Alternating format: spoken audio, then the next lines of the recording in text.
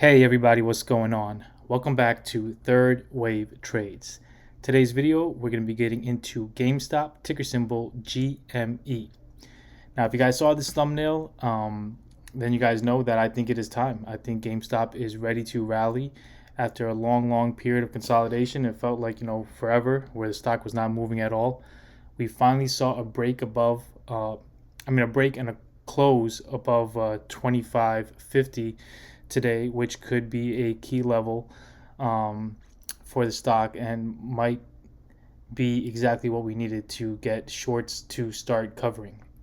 All right, so we're gonna get into the technicals and everything, but just really quick, I mean, if you guys like the thumbnail, go ahead and give this video a like. I thought it was pretty clever. I mean, I'm no roaring kitty, but thought it was a pretty clever meme right here, because really it's kind of on the back of a lot of people's minds, which is like, where is Roaring Kitty right now? After his last tweet regarding the whole Chewy situation, he's kind of been quiet and nobody knows what's going on behind the scenes. Me personally, I think he still is holding his GameStop shares, and I think that he will be coming out soon.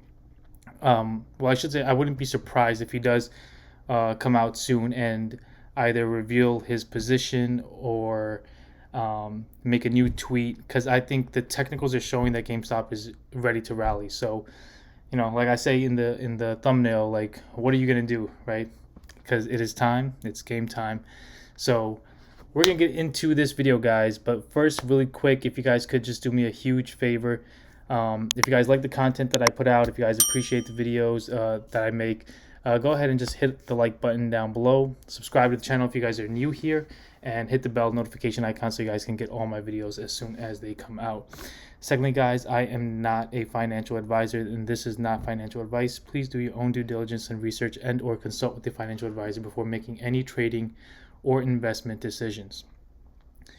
All right, guys, so I'm just going to do a quick recap on my entire GME thesis on why I think it's going to run based off of the technicals, right? The interesting thing is that I've watched other people's videos as well who do technical analysis, and the interesting thing is that there's so many different perspectives that people take with technical analysis, and it's interesting that a lot of people are coming to the same conclusions, right? So, there's people who work strictly with indicators. There's people who, like myself, use Elliott wave or Wyckoff or other forms of analysis, and using all these different methods, a lot of people can see that the charts look like something huge is about to happen. So I just find that really cool.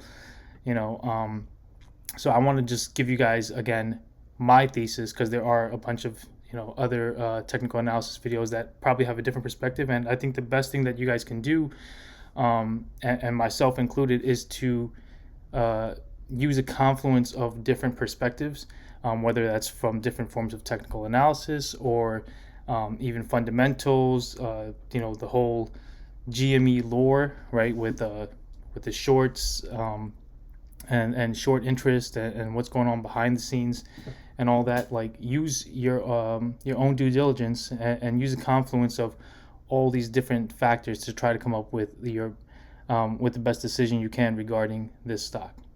All right, so let's get into it. So the first thing that I want to show you guys again is this weekly time frame, and this is basically what everything is founded on for me, right? The fact that going all the way back to 2021, when we had the first GameStop squeeze, right, to now, and this entire time period, I've basically broken it down into a Wyckoff accumulation schematic, right?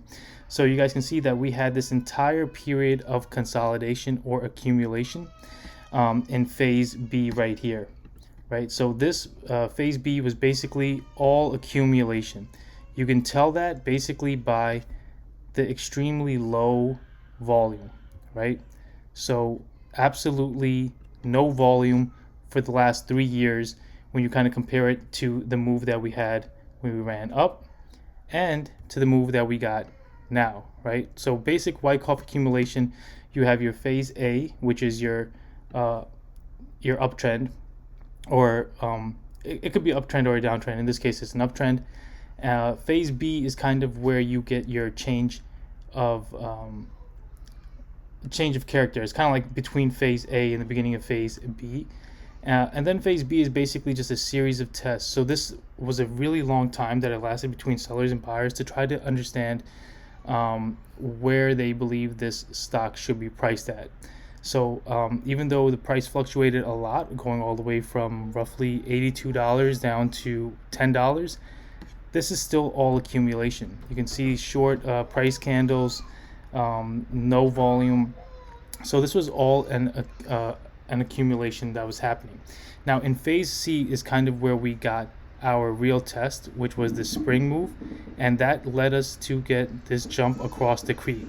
So that's how you know that this move, what has happened recently from the April rally, is something completely different, because we broke out of this accumulation channel and we did it with increasing volume, right?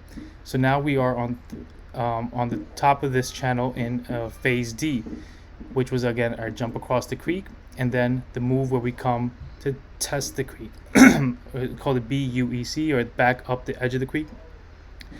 So basically it's the breakout and the retest of the channel that we just broke out, and then what should follow is the phase E rally up, right? That's the uptrend. And if you guys have seen my Tesla video, you know Tesla just did this on a much smaller time frame, but this is a weekly time frame. These candles are weeklies, represent a week, right? So you can imagine what's happened for the last basically 2 months, how long it's taken, but you can see what I believe is coming next, which is this phase E, which is the uptrend. All right, so that's the larger time frame where which everything is built on, right? So now building on top of that, what I wanted to do was to analyze this move that started in April, analyze that with Elliott wave, so we can kind of figure out how long or where we are exactly in this uptrend, because basically the uptrend starts in phase C.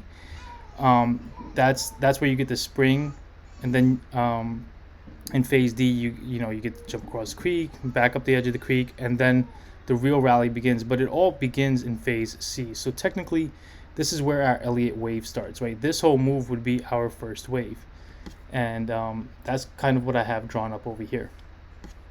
All right, so now coming to this chart, I want you guys to just to remind you guys what our count was.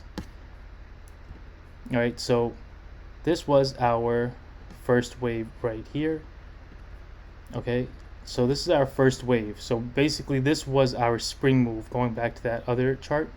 This was the spring, and this was the jump across the creek. That was our first wave. Came down for our second wave, kind of like in an ABC. This was our second wave, and now we are technically in our third wave, right? So let me kind of just zoom out a little bit more. All right, so this kind of gives you a bigger picture of it, and essentially the idea is that we are going to do something like this. Okay, all right, so this is the idea. And this isn't drawn to scale. Basically, we did our first wave and our second wave, and now we are going to do this third wave move. And the third wave move is going to be made up of 5 waves as well, right? So that was our first wave, and we got our second wave lows back around $17. So these technically are our points of invalidation. This is the point of invalidation for the entire move of roughly around $10. And then more recently, we have this point of invalidation roughly around $17. So we got a 1, 2, and then I believe we have now in our third wave, we had this 1, and now we just finished this 2 right here, in my opinion.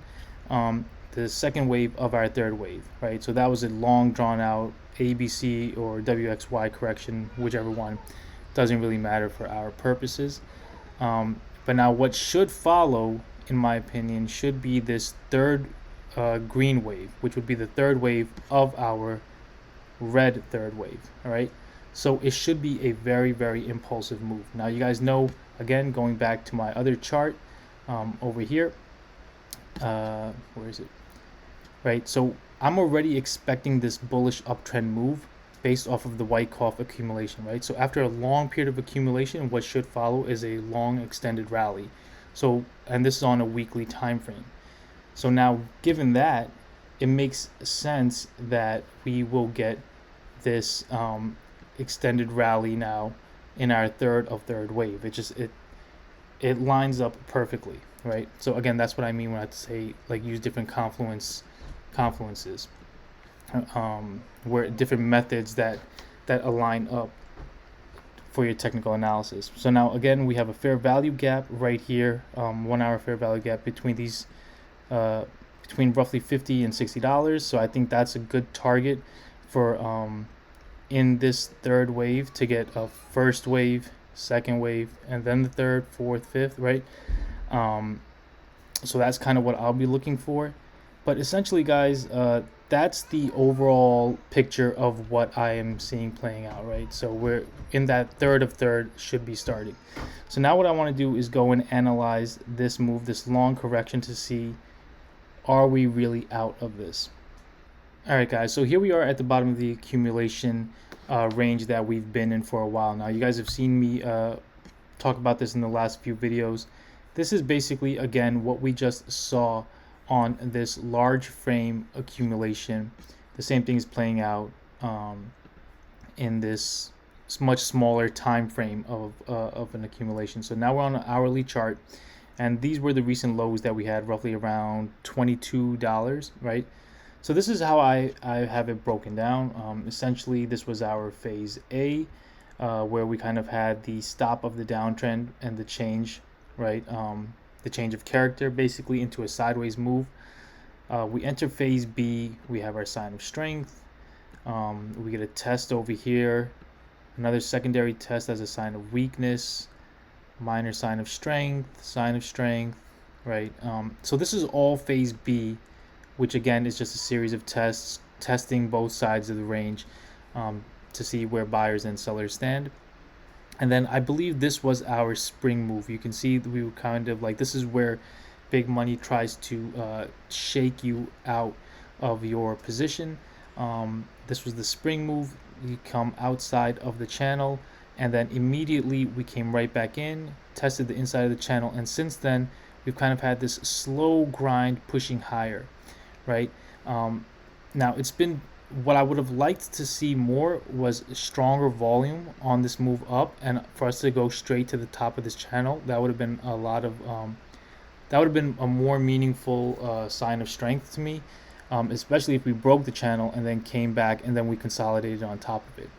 So the fact that we are still in the channel, the fact that we did this with a very little volume, it's not the end of the world, but it's not the strongest signal, right? So I'm going to be completely honest with you guys. It's not the strongest signal that you want to see from an accumulation standpoint. But in this case, what it could be is the fact that, you know, supply is just pretty much dried up at this point, and there's no selling volume really. So buyers are just, a little bit of moderate buying strength is basically what's just slowly pushing this stock higher, right? You can see we've been on this uptrend, so that is a sign of strength. And every time we kind of got to around this area, the middle of this channel, roughly around $25, we kept getting pushed down, right? So yesterday we finally got a break out of it. Break of that level, came back to the top of the channel and got rejected again, and today we kind of had a slow, choppy day. But it's all setting up and coiling up, I think, for an explosive move outside of the channel, which could lead us to then that consolidation and then the move up, right? So that's what I'm looking at in terms of an accumulation schematic. Now, another way that you can view this is that this is the normal way that I show you guys it, but you guys can also take a look at it just using regular fixed range volume. And you can see this blue line, this is our VPOC, right? Our price of control. This is the highs, and this is the low. And it basically forms that same accumulation channel. So you can see over here, we have a couple of different touch points, right? So touch the top of the channel, the bottom of the channel, top, bottom, and so we've basically been trading in this range. And now the fact that we are now above the VPOC, the price of control, the point of control, this accumulation to me at the top of this channel is a sign of strength, and I'm fairly convinced that we're going to get the breakout soon now out of this channel. All right. If we see our VWAP situation, so our weekly and our monthly, we are above both of those, and today we even finished above our session VWAP as well, which are all strong indicators. So we're above the POC, and we are above the VWAP, all very, very bullish. We had a little bit of increase in volume yesterday, and today, because we were kind of consolidating at that channel, volume was low, but I expect the volume to increase tomorrow or starting next week, right? So it's still looking extremely, extremely strong to me. And if this is the case, then I kind of have a wave count for the beginning of this wave 3, which I'm kind of looking for. So this would have been our first wave up, our second in this accumulation range, 1, 2, 1, 2, and we're looking to break out into this third, fourth, right? So that's kind of what I'm looking for us to get back to the top of this range over here, and then maybe we come back and pull back a little bit. So this range roughly around $33, and pull back, maybe come back to the edge of this creek, all the way back down to 26, and then push higher again. All right, so I don't know the time frame, how long that's going to take, but I do think that it's going to become very volatile once this does break out of this channel. All right, so that's pretty much it that I wanted to show you guys. There is one other thing that I will mention. Now, I don't use indicators too often. I do use them, but I don't discuss them too much because I prefer to rely on price action and volume, Wyckoff and Elliott wave and things like that. But there are some meaningful things, right? Like I just mentioned, we're above our VWAP and all that stuff now. But on this is a daily chart, and obviously you guys can see the extremely low volume that we had and how we've basically been consolidating in this range over here. But pay attention to these lines over here. So this blue line is our 21 EMA, and this orange line is our 50 EMA. And we've basically been consolidating between those two EMAs. Today we finally, recently we've been pushing higher, and we finally got a break yesterday above the 21 EMA, and today we closed above it for a confirmation, right?